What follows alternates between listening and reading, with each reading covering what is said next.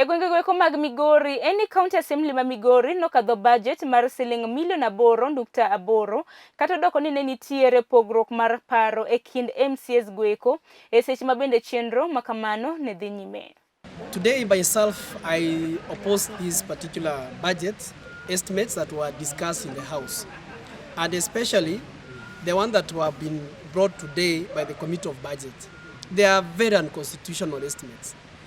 The reason why I'm opposing this is this, that the county fiscal strategy paper that had ceilings per each department that we approved in this particular assembly last time is totally different from the estimates that the budget committee is bringing to us for approval. So he should not actually sign this particular budget.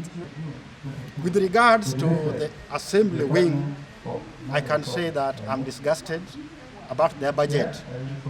This is because they have always budgeted for committee activities. Once we passed a budget for the committee activities, they don't fund the committees to execute their responsibilities.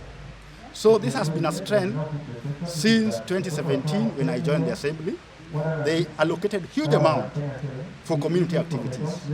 These activities were not funded. These committees were not later on funded. In 2018, we again allocated huge amounts for county assembly committee activities. Later on, when the funds were disbursed to the assembly, these committees were not funded. In 2019, again,